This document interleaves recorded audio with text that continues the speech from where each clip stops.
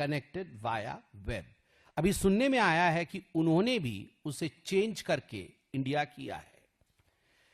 इसके साथ साथ अनेकों ऐसे अकाउंट है, मैं डिटेल्स में नहीं जाऊंगा, बड़े बड़े नाम हैं जो लेफ्ट कांग्रेस इन्फ्लुएंसर्स हैं।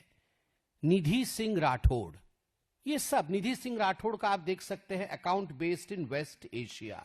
ठीक उसी प्रकार Mahfuzur Rahman account based in Bangladesh, Arpit Sharma account based in Europe. इस प्रकार से अनेकों नाम हैं जो एक्स यूज करता है, सोशल मीडिया की दुनिया में है, वो इन इन्फ्लुएंसर्स को पहचानता है और इनके अकाउंट्स पाकिस्तान में भी है, बांग्लादेश में भी है।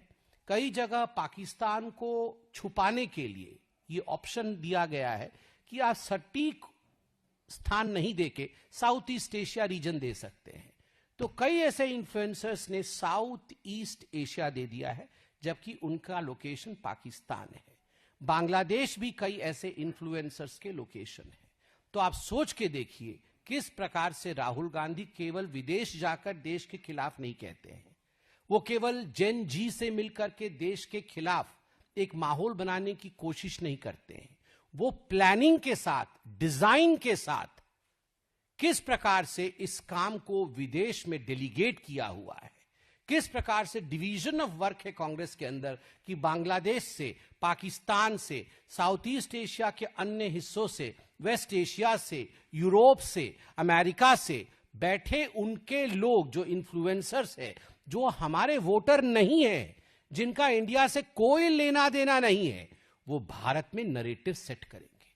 अब मैं बहुत संक्षेप में, भारत में कुछ ऐसे नरेटिव जो इन लोगों द्वारा राहुल गांधी के कहने पर, कांग्रेस इकोसिस्टम और लेफ्ट इकोसिस्टम के कहने पर सेट किया गया, वैसे 3 नरेटिव के उदाहरण दूंगा।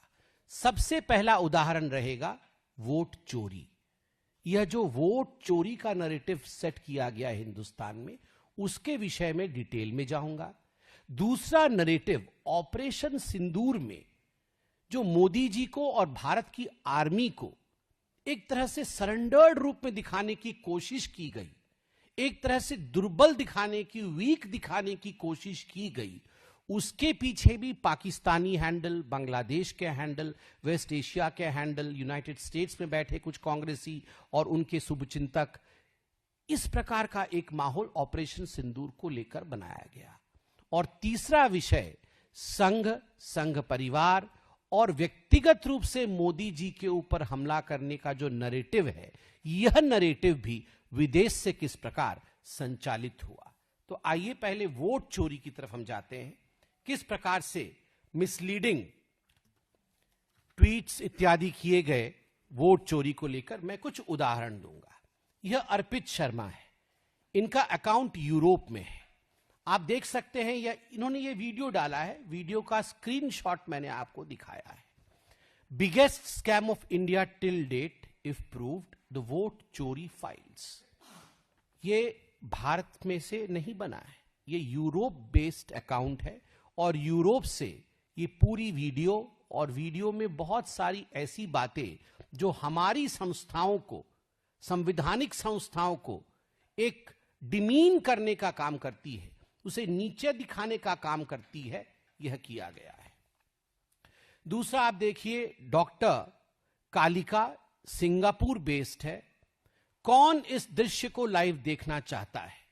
आप देख सकते हैं, ये जो अरेस्टेड व्यक्ति है, ये चीफ इलेक्शन कमिश्नर है, उनको घसीट के लिया जा रहा है।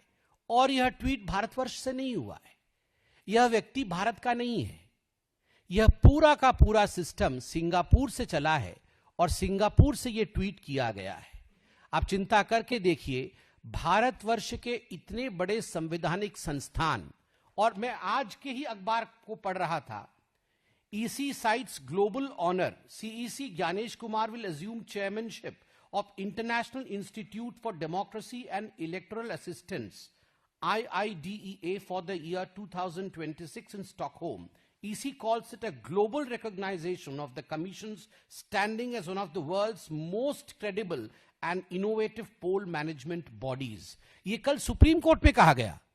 कल 26 तारीख को जब सुप्रीम कोर्ट में एसआईआर को लेकर सुनवाई हो रही थी, तो ये इलेक्शन कमीशन के द्वारा सबमिट किया गया था। ये मैं मनगढ़ंत पढ़ नहीं रहा हूं, इलेक्शन कमीशन ने ये कहा था और ये आज अखबारों में छपा है।